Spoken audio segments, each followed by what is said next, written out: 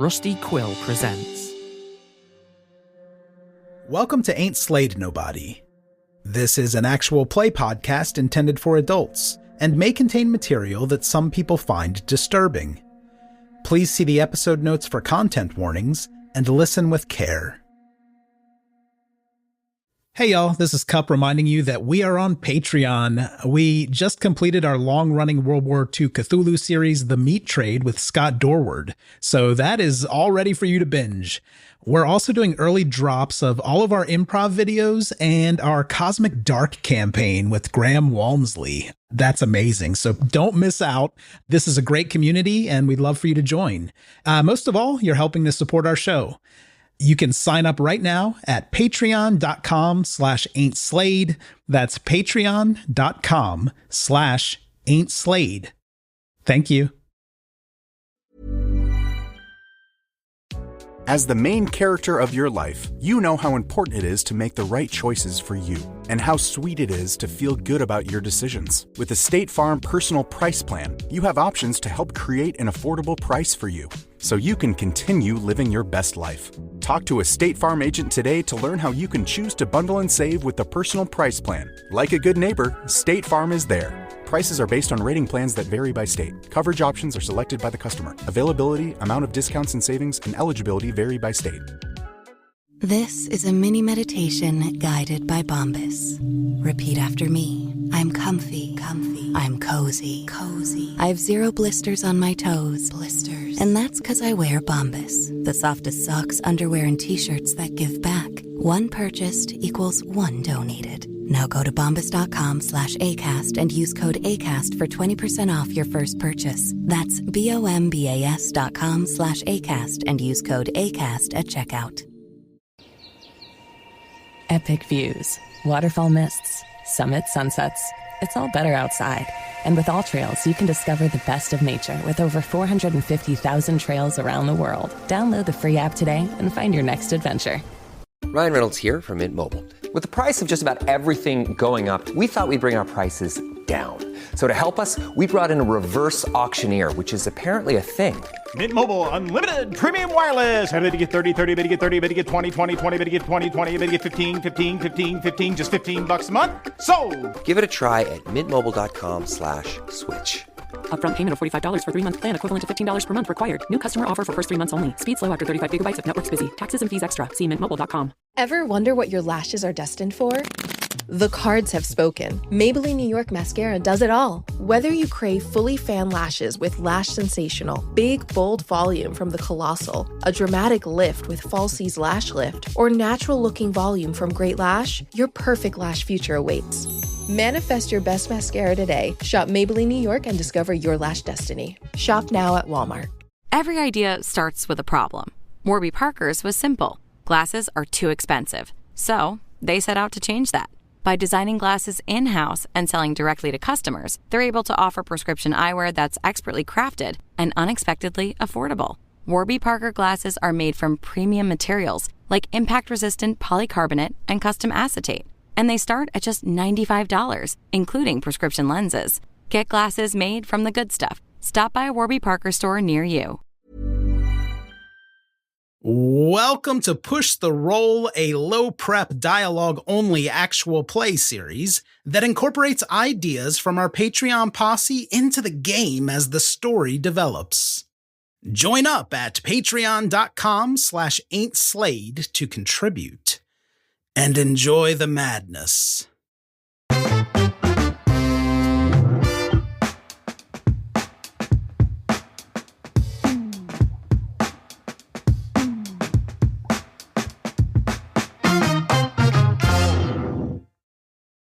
The year is 1974, and we are opening in Soho in London.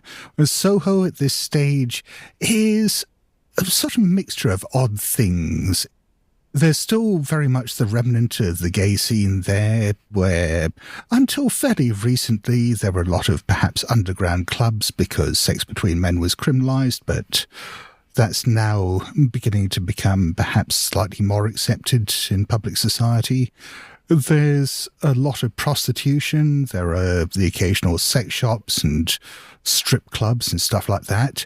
And then, in amongst all this, there is also a little bit of the film industry. There are production companies, and there is the headquarters of the British Board of Film Censors.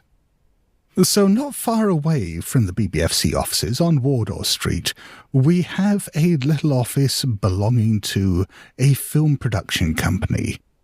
I'm seeing this as being a fairly small company that has produced a number of public information films, perhaps TV commercials, maybe even, some television or short film work and stuff like that, but certainly not a big media company.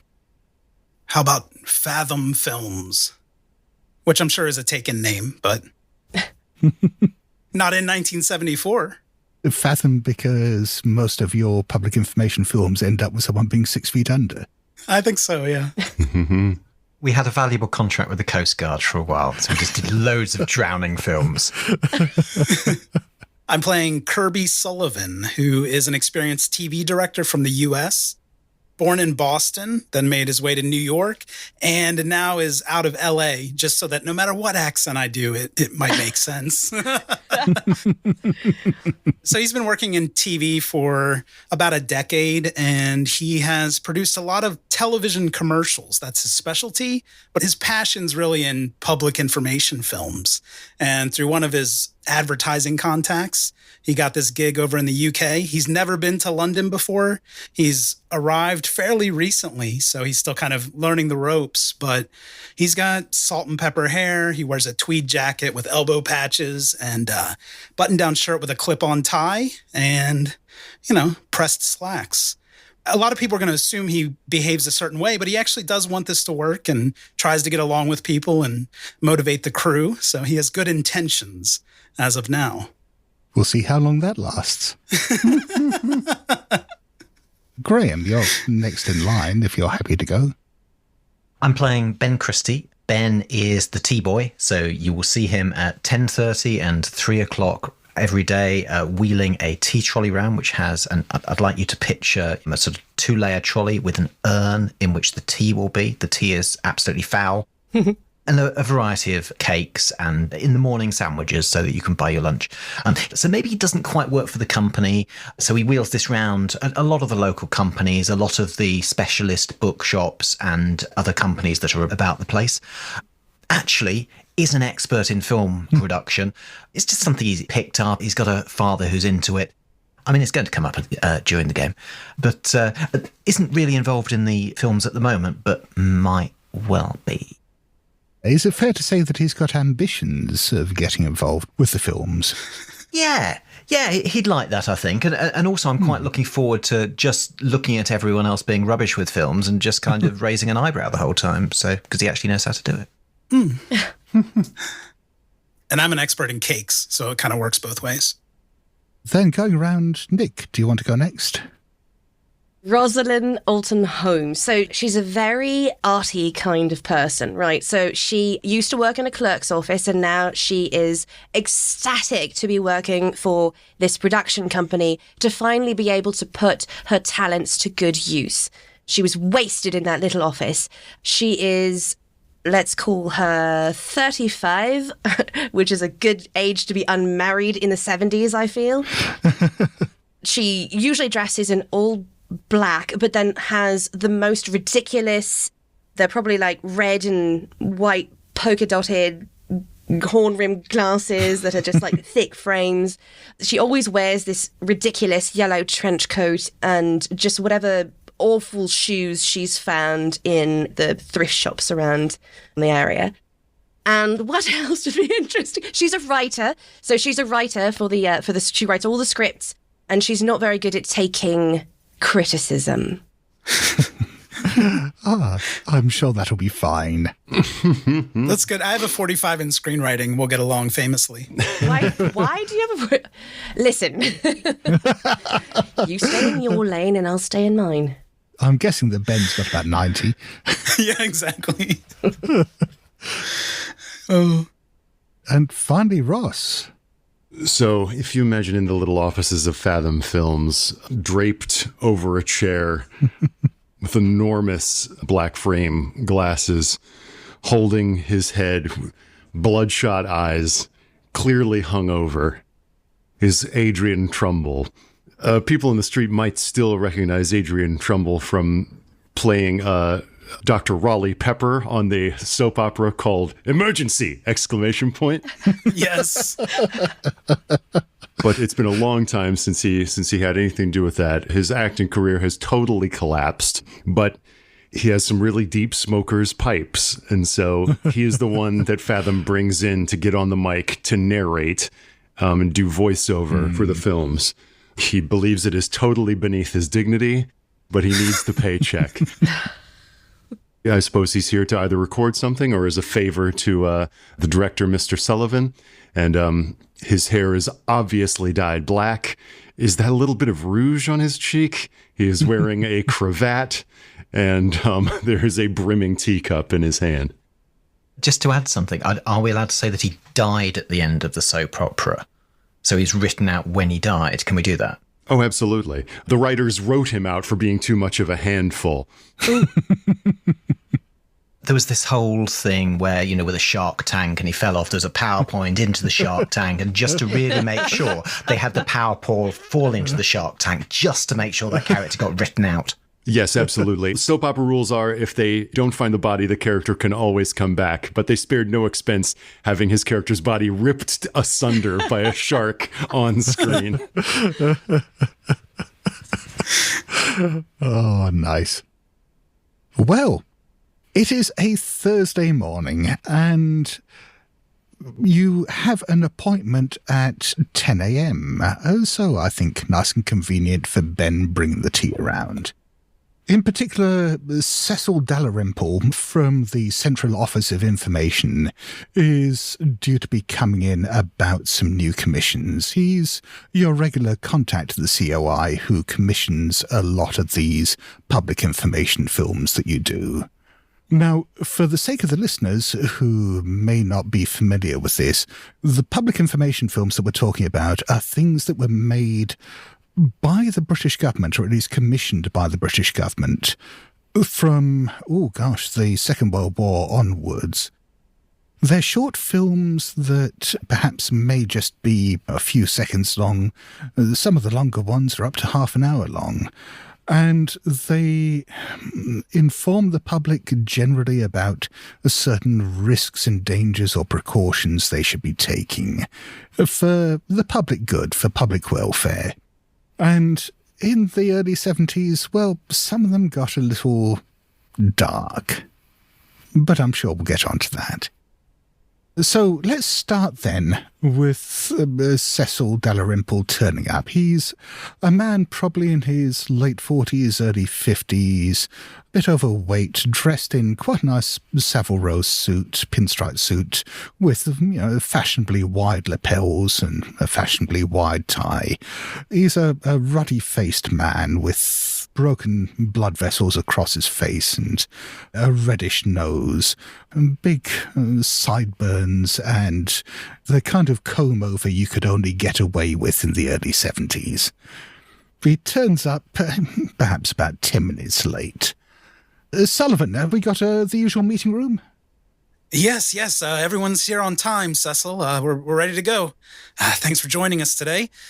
He looks very impatient, like he wants everybody to be very prompt. We're ready to go. I saw Adrian earlier. I know you wanted to talk to Adrian personally. Yeah. Oh, yes. Adrian, I suppose we'd better have him in the meeting. Oh, are you thirsty? Tea-boy. Yeah, I got tea. I don't think there's any coffee today. And if you want to get a sandwich for lunch, then I'd get that now because they run out. No coffee. Okay, that's fine. Cecil, would you like some tea? No coffee, you say? Do you have Darjeeling? That's Darjeeling in that urn, yeah. You should have some. Very good. Very good. Hey, did you bring any of those jammy Dodgers today? I think we've got some jammy Dodgers. There's some curly whirlies down there, and I think that's some sort of cake. Let me know what it tastes of, and then I can tell anyone else I go around. Kirby's just picking things off the cart and trying them. Those sandwiches have some brown stuff in. I don't think it's cat food, but you never know. And I think that's got some yellow stuff in. Okay, thank you, Ben. That's quite enough. I just thought I'd give you the full tour. No, that's great. Cecil, help yourself. You're paying for it, so whatever you like. Yes. He just points absently at a couple of the sandwiches. My God, Christy, are you trundling in here with your cart full of expectorants? Oh, God, get those out of my face. For I fall into a swoon. Dr. Pepper, but you died. Oh, for God's sake.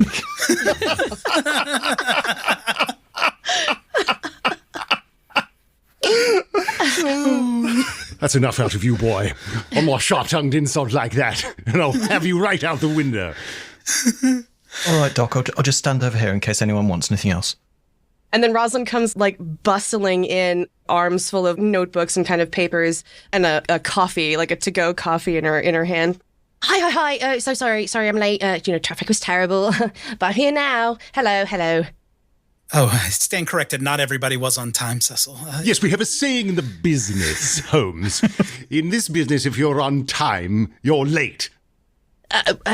I'm sure that's true for the folk in front of the camera, right? But, us creative types, we have to, when we're in the zone, we have to kind of stay there and get out the art, right? So, but I'm here now, so let's get to it. Did you get the new ideas down for Cecil at least? Yes, I did, of course. Good, okay. Don't worry too much about those, young lady. There might be a slight change of remit. This is what I wanted to talk to you about this morning.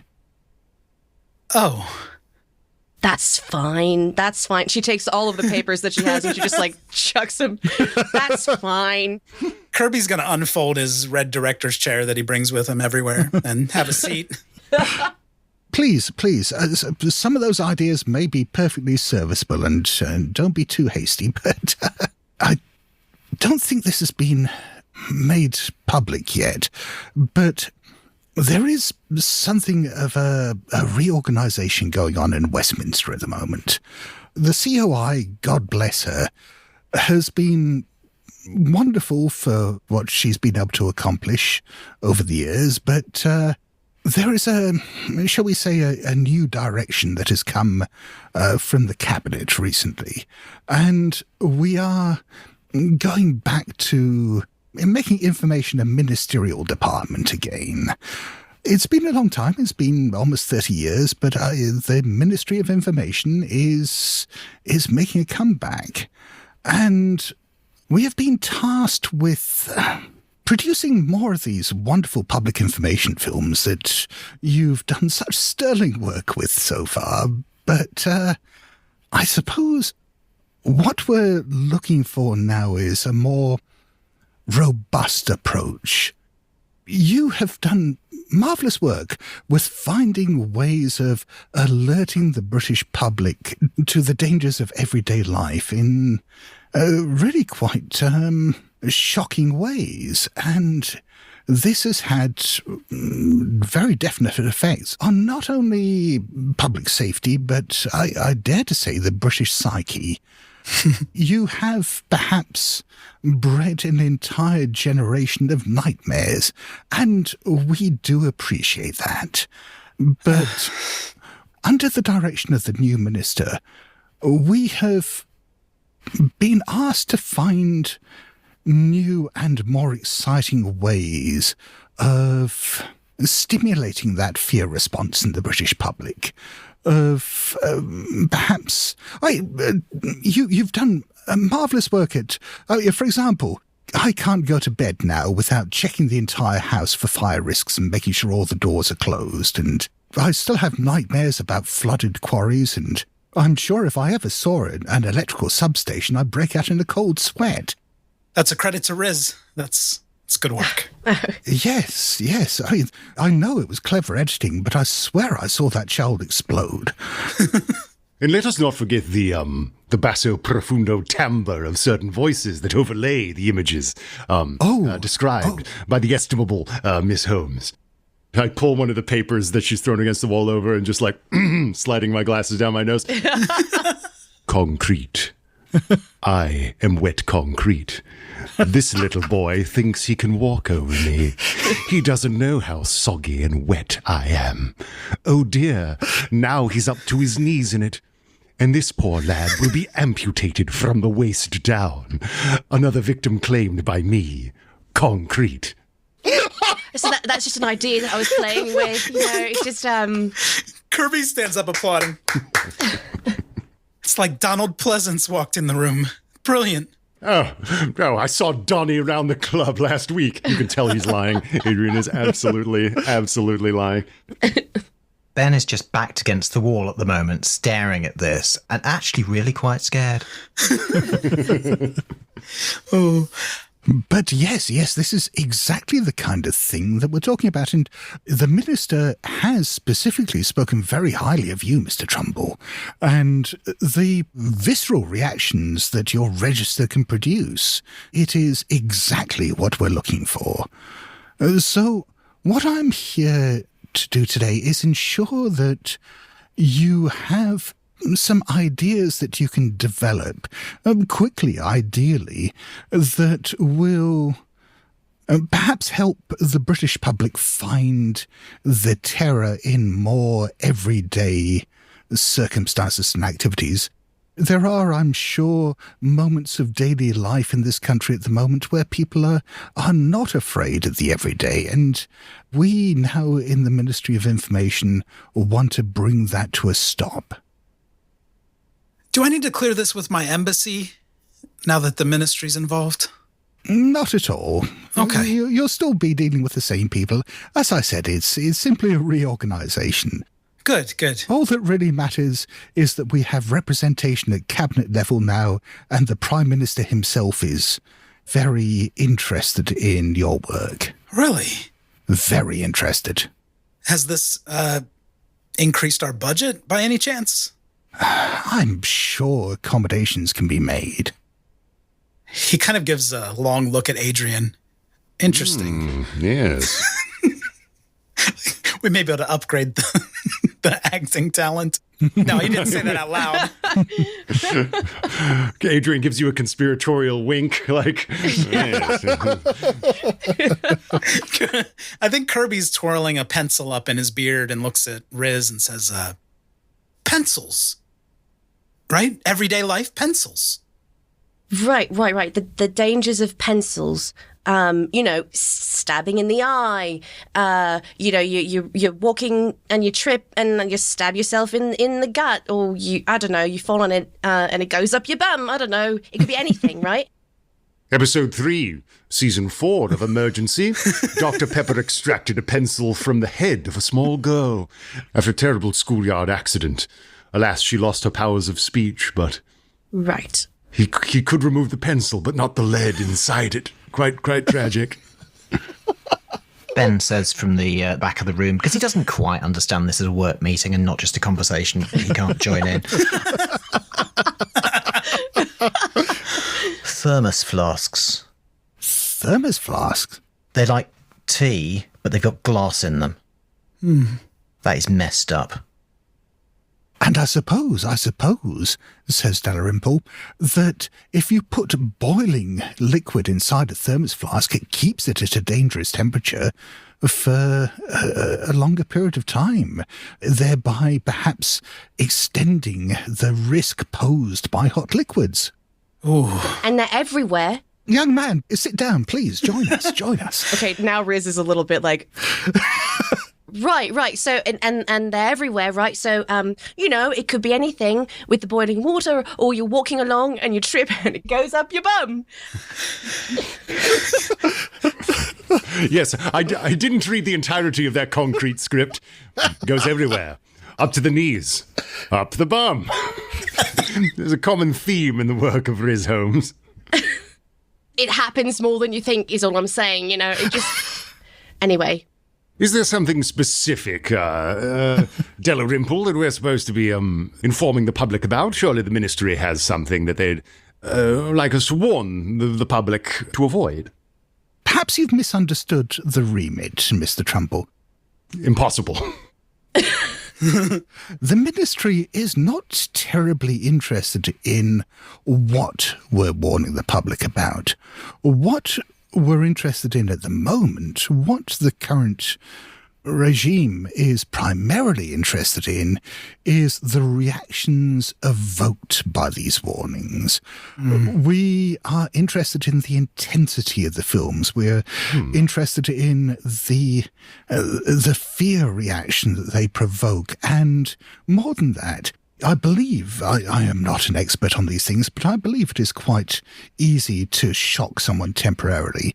But we are looking for the kinds of warnings that will provoke a lingering sense of unease, that will lead people to distrust everything around them and become frightened of the quotidian. Yeah. I'm sorry, so you're saying that our film where the piano falls and, you know, the person steps aside and is able to avoid that, but then slips on a banana peel and tumbles down the stairs, you're saying that didn't have a lingering effect? Well, I suppose it is a very specific set of circumstances. Perhaps if you were to revisit that subject matter and look at it from the point of view of wherever you stand, there could be a piano above you, then that might have more of the feel that we're looking for. So just something you'd see on any street, like, you know, like a telephone box. Oh, yes, I suppose if a telephone box were improperly wired, then perhaps it could provide an electrical hazard. Someone brushing up against it could be electrocuted, or... Yes, sir. A malfunction in its hinges could trap one inside. Indeed, yes. Ben is excited that everyone's excited about his ideas. It's just like trapped in this telephone box, you know, being electrocuted. Yes. As it fills with water. Yes, precisely. No bad ideas, no bad ideas. It's blue sky. Riz breaks out of her momentary reverie trying to imagine how someone could take a phone box up the ass to, like, bristle again at how Ben's ideas are taking hold and just kind of shoots him the dirtiest look. It's the receiver. Ben sees that as a sort of approving, impressed look and just smiles back. Ben, didn't you say something? Maybe we could get them with tea, Cecil. You said tea could dehydrate you and you could die. When I finished the tea yesterday, you said I might die because I drank too much tea. No reflection upon your skills as a tea maker, young Ben, but I do believe that this cup that you've provided us with does provide a significant health hazard on its own. Oh. Ben, it's good. It's good. No, it's fun. I mean, I opened the tea bags carefully and everything. Yeah, but did you microwave the water for a full minute? We don't have microwaves, do we? Did I what? Water? That must be some American thing. I saw a microwave at Joel Gray's house last week.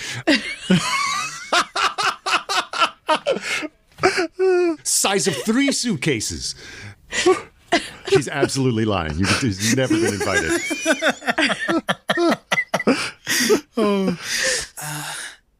Good. Well, I'm sure Riz could write something up. Ben, if you want to maybe refill the snack tray, we could have maybe a sherbet fountain. Yes, I suppose the question is not so much the what as the how, since the response is what we're seeking to evoke. In emergency, we'd often do it with gore, such as the blood that filled the shark tank as my character was slain. But I suppose there are other methods of provoking such a response. I think we've determined that young Ben here does have a singular insight into what it is that discomforts the ordinary British citizen, so I do very much want him involved with the production. Well, I could write a script. It doesn't seem too hard. The problem is that okay.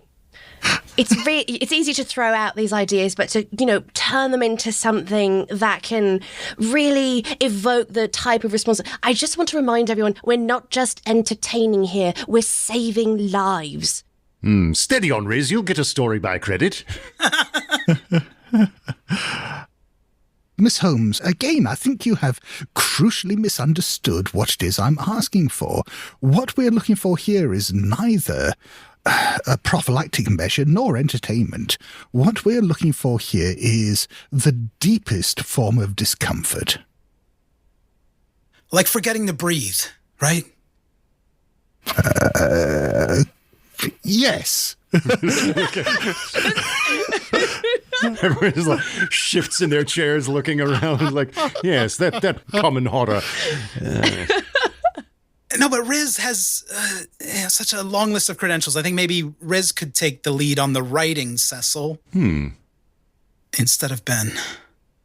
I don't mind. I was just being useful. I frankly don't care who gets the credit for it, but I am very taken with this young man's ideas, and I would like to see them put to use. Does he even know what's interior and exterior? And there's a lot that goes into screenwriting, you know. No, you're right. I do apologise for breaking your work meeting.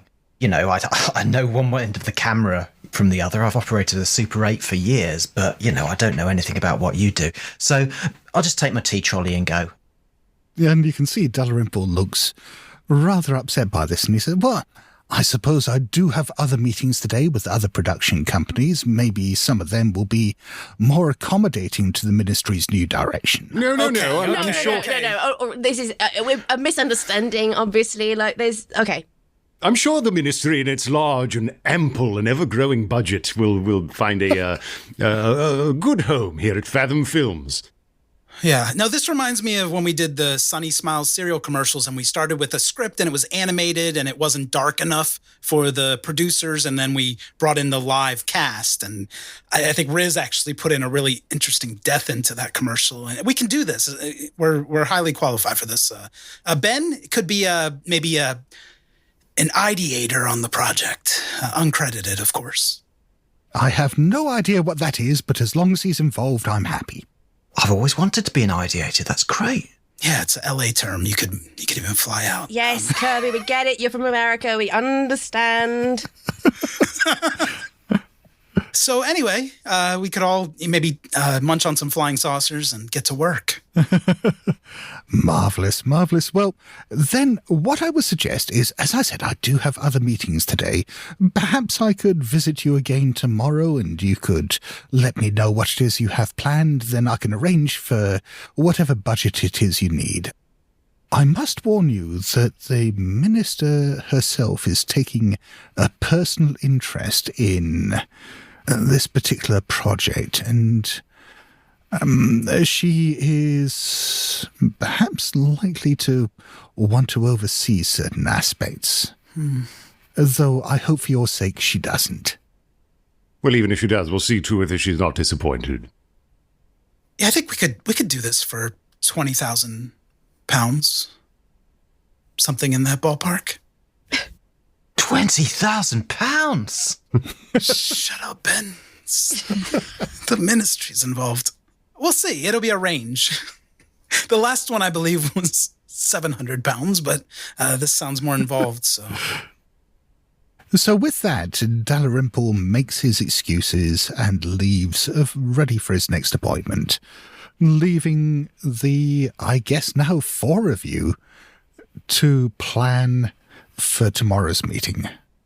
Do we know who this minister is that has given him this mandate? No idea. Riz, do you want to take the lead on the, what do you call it? The thesis or something?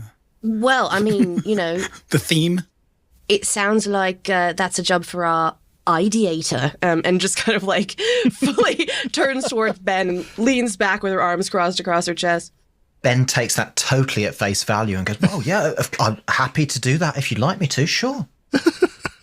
Kirby will hand Ben a pencil, pointy side out.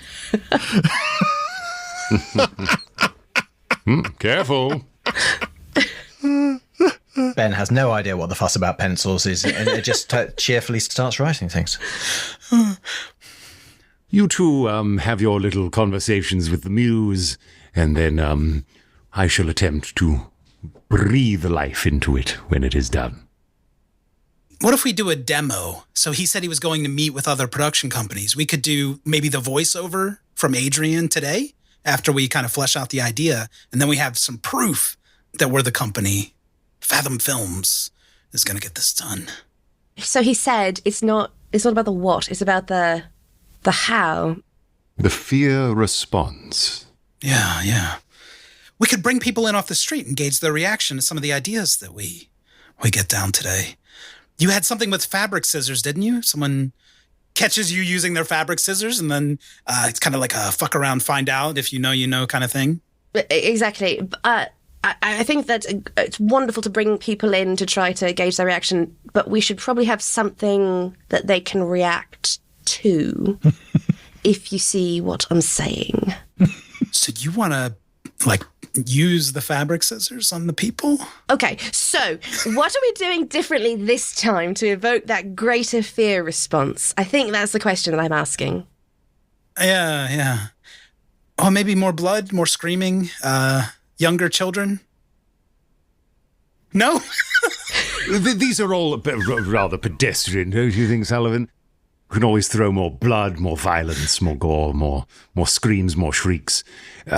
We must meet our audience on a more psychological level. Perhaps some subliminal messages intercut between frames to implant, as it were, triggers of fear within the very fabric of their minds. It's just a suggestion, but just as your ideator, what we could do is go out and just get into the streets and see what strikes us for inspiration. That's very sweet. That's a good, a very, first thought kind of idea. Oh, thank you. Appreciate that. All right. But what if, because, we want to draw from people's real experience, right? So what if we just went out into the world and started to ask people, for what might scare them, try to look for ideas, kind of, get out of our heads and out into the world. Oh, that's good, Riz. That's very good. Thank you. I sort of said, never mind, it's all right, don't worry. Could you refill this for me? Yeah, sure. There you go. Does anyone else want to top up? There's some flapjacks if anyone wants one.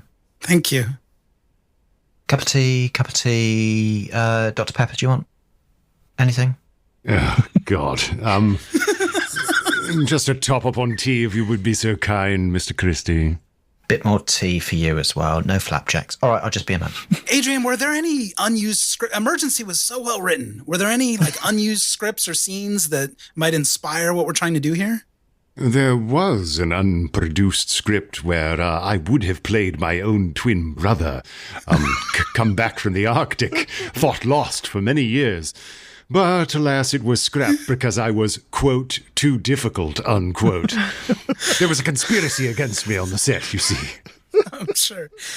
Oh, that's a pity. That would have been amazing. Still, I believe I gave one of the best death scenes ever witnessed on daytime television. None of us saw it. We're nodding. Yes. And I can only hope that this minister that Dalrymple spoke of is a fan of certain legacy television programs that some aesthetes regard as classics. All right. Well, shall we pursue Riz's idea and hit the streets? Ben, you're welcome to join us. All right, yeah, I'll tag. I might just grab a camera, actually. I'm pretty handy with a camera in case you want one. No. I have this vintage 16mm camera that I'll take out with me. It's probably large. Oh, yeah. This could be dangerous, though. Maybe we should have a safe word. Wolf? So just to be clear, the safe word serves what purpose in this scenario? No, just if we find real danger out on the streets, we say woof, and then everyone knows, Urgh. You're saying woof. What do you... like what a dog says?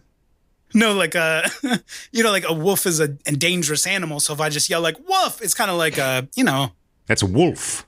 Yes. Okay, we're in agreement then. Wolf will be the safe word. We're not saying the same thing. I'm not hearing... there's the accent difference, right? But... Yeah, I think it's the accent, yes. Yeah, I can try to say it in a Cockney way if that helps you. It would not, no. I have no idea what's happening. I'm just going to put this tea in this thermos flask so we can take it along with us. Have a care. It will be hot hours from now. When you think it is at its most tepid, that is when it's at its most dangerous. Don't hold that between your legs. Oh, yes. Spill it on your lap, you know? And we know what's close to the lap, don't we, Riz? Exactly. But so the goal now is to go out into the street and sort of interview Jonathan Q. Public on what makes them feel with fright. Yeah, I think, you can take the lead on the interviews. I'll shoot. Riz will write down ideas, and Ben will be there too. And I suppose since I'll be on camera, then this will be considered talent in this little venture. Oh, well, yeah, it sounds like the budget's good, so I'm sure we can pay you your daily rate for this. Good. I do not work on spec. Understood. Off we go. So it is late morning in Soho. The streets are fairly quiet at this time. You can hear there's some activity from not too far away from the fruit and veg market. But on the whole, a lot of the locals, at least those who aren't in the media business, don't really operate at this time. There's a bit of traffic. But yeah, the footfall is fairly light at the moment. But then again, you're in the West End. There are plenty of other more populous places you could go around here. But are you just, trying to stop random passers-by and terrify them? I'm taking B-roll until Adrian and Riz get inspired. We have to start somewhere. There are people out and about. There are definitely some people who you can identify just from the way they're dressed are probably in the media business. As I mentioned, you're not too far away from the BBFC offices. There are other people wandering around who, judging by their hangovers, either had a very rough night last night or their night is perhaps just come to an end. I think Kirby, having done many of these, is going to look for a school. There aren't any schools around here. Mm-hmm. Bless your heart, Scott. Riz looks around at the media types and the folks with their hangovers. Do we feel like this area gives us a good cross-section, good representation of the average person? We could go to a farm. What? A farm? Anyway, you're the writer. It's fine, Riz. Keep going. I'm curious about this farm idea. Ben, what do you think? Farm? There's not a farm near here, Mr. Sullivan. There's just not. Oh. Time, I think, is somewhat of the essence as well. Sorry, in America, there's a farm every 10 miles, I assumed. That doesn't seem right. Amber waves of grain and all that. Yes. Shall we approach a random ass passerby? Absolutely. I'll tell you what, let's put this down to a group luck roll. Do you want to roll then, Nick? Oh, sure. Oh, goodness. Is this going to be a Fenna day or a sunny day? Mm-hmm. The piano's going to fall on you. Nah. I rolled a 93. Yeah. You can see that there's a young man who's walking towards you. He looks a bit distracted. Every now and then he stops and looks around as if he's looking for something, and then just shakes his head and starts walking in your direction again. As he gets closer, you can see that his eyes do look a bit red, and there are bags under his eyes. He looks quite drawn. Riz starts pushing Adrian towards. Go. There, that one. Okay, someone who has a relationship with the unpleasant. Excuse me, sir, good morning. Might I beg a moment of your time? Who are you? Perhaps you might recognize me from certain television programs. Name is Adrian Trumbull. You might better know me as Dr. Rawley Pepper. No? Okay, never mind. Scratch that. Would you have just a moment? Might I play upon your patience for a moment, for a brief interview? Yeah, you already are, mate. But yeah, all right, just make this quick. Certainly. In a world full of so many fears and terrors, what is it that scares you the most? Filming very close. Yeah, I'm not a big fan of talking to people on the street. Yes. That kind of makes my skin crawl. Yes. Most people say public speaking. Yes. Yeah, let's see. Apart from that, I guess the bed bugs in my bedsit, I'm pretty fucking scared of those. Some of those things, I mean, they're like the size of my thumb. Let's see. Don't like daylight much.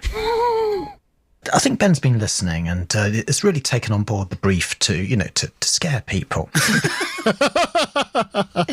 Oh, yes. So, he knows the streets around here. Is there like a building where something could like drop out a window or something? He can go upstairs. Oh, yeah. All right. So, Ben, trying to be helpful, a little too enthusiastic, is just going to go upstairs to, I don't know, maybe one of these antique shop, let's say. Open a window, find something to drop out. There's a fairly cheap and nicely looking carriage clock that's just about the right size.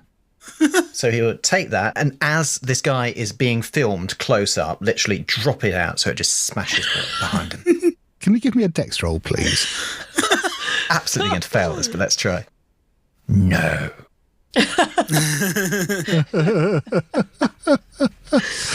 Okay. Which one of us does he hit?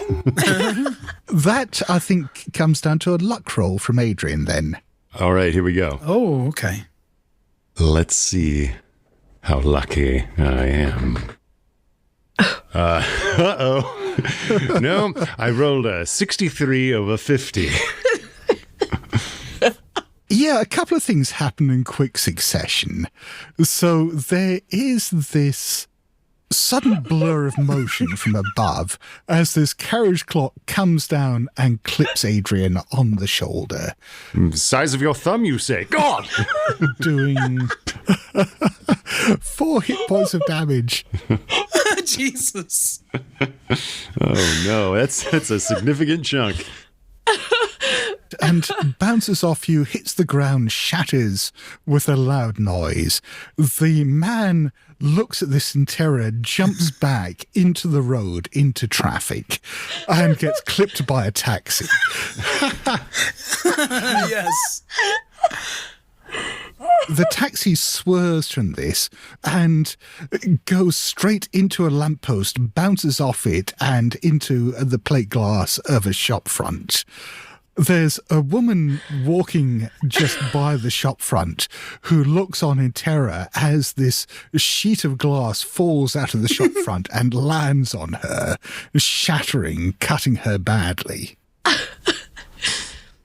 Can I please roll my filmmaking skill to see how much I capture? Oh, please do. Mm-hmm. First, getting like the anguish on Adrian's face and then like cutting to the action. Riz is standing there, mouth wide open, just furiously taking notes. I have an ordinary success. Yeah, you've managed to capture it. Excellent. It'll take a bit of editing to make it look good, but yeah, you've probably got the basics of something there. Yeah, kind of like, Adrian, are you okay? While filming everything, like zooming on him. No, my boy, I fear it may be mortal. The man you were speaking to is just sitting in the road, having just been hit by a cab. Was that a fucking carriage clock? Can I roll acting to see if I can pull it together? You sure, yeah. The young man is just shaking his head saying, I always knew it would end like this. Because of the videos. Oh, no, I failed. You rolled a 45 and you felt, no wonder they fed you to the sharks. Exactly. I tried to make a feeble attempt to take to the camera, just so you see, danger is everywhere, lurking all around us. I'm thinking, God, Donald Pleasance would have nailed that. Yeah. That's good, Adrian. It's good. Feeble thumbs up from Adrian. After that, I'm going to try to get the guy in the street, like a close-up on him. He's sitting there just looking pale, and he's probably swearing a bit too much for you to be able to use this footage. On the other hand, the woman who was hit by the plate glass window is lying there unconscious and bleeding all over the pavement. Ooh, that's good video. Yeah, it's good film. I'm going to do that. Yeah, this is terrible. Did anyone see what happened? Ben? Not noticing that he's left. Ben might come down about now, I think. A little kind of, shaken by the chaos he's created. And I think he might just sort of turn to Roz and go, was that all right? What? Sorry, did you do that? Was that you? Well, not the whole thing, but the carriage clock. He said scare people, so I... There's a conflict happening inside Riz right now of understanding that the woman's bleeding out. There is all this glass everywhere. They haven't had to pay for any of this. So the production value here is actually really good. And I think she just kind of very quietly, she's like, yeah, that was really good. Yeah.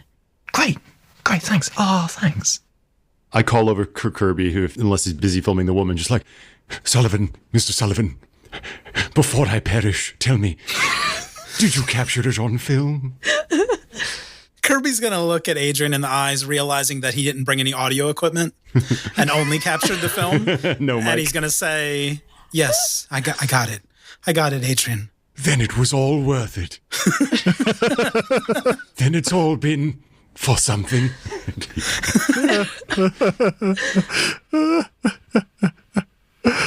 You were great. It's a very believable injury. Riz? Huh? We have it then? All right. I'm having an idea that maybe this is a winning formula. I kind of feel like maybe we should just kind of go out and do this a lot and then see what we end up with. Yeah, but what are the odds that a carriage clock's going to fall out of another window? That's a good point, but I think... You never know, though. You never know. It happens all the time. Yeah, exactly. Yeah, it's the first time I've seen it, but... That'd be a good title for your film, wouldn't it? You never know. You never know.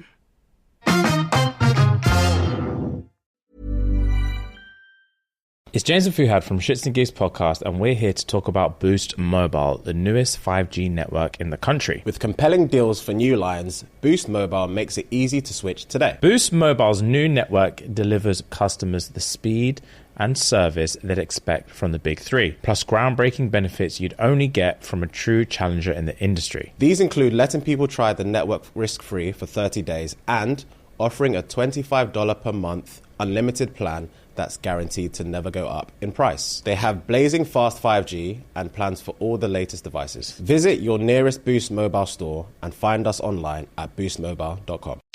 As the main character of your life, you know how important it is to make the right choices for you and how sweet it is to feel good about your decisions. With the State Farm Personal Price Plan, you have options to help create an affordable price for you so you can continue living your best life. Talk to a State Farm agent today to learn how you can choose to bundle and save with the Personal Price Plan. Like a good neighbor, State Farm is there. Prices are based on rating plans that vary by state. Coverage options are selected by the customer. Availability, amount of discounts and savings, and eligibility vary by state. Ever wonder what your lashes are destined for? The cards have spoken. Maybelline New York Mascara does it all. Whether you crave fully fan lashes with Lash Sensational, big, bold volume from the Colossal, a dramatic lift with Falsies Lash Lift, or natural-looking volume from Great Lash, your perfect lash future awaits. Manifest your best mascara today. Shop Maybelline New York and discover your lash destiny. Shop now at Walmart. This is Paige DeSorbo, the co-host of Giggly Squad. I have exciting news. McDonald's has all new McCrispy strips. It's chicken made for dipping. Tender, juicy white meat chicken with a golden brown, peppery breading. It's chicken so good it deserves its own sauce. The creamy chili McCrispy strip dip, a sauce that's creamy, savory, and sweet with a little heat. But it works with any of our sauces. I'm personally a barbecue sauce girl. Even sometimes I like ketchup. I'm just like basic sometimes. But I also need it in addition to any new sauces I'm trying. With a new creamy chili McCrispy strip dip, it's chicken made for dipping, only at McDonald's. What makes a great pair of glasses? At Warby Parker, it's all the invisible extras without the extra cost. Their designer quality frames start at $95, including prescription lenses, plus scratch-resistant, smudge-resistant, and anti-reflective coatings, and UV protection, and free adjustments for life. To find your next pair of glasses, sunglasses, or contact lenses, or to find the Warby Parker store nearest you, head over to warbyparker.com. That's warbyparker.com.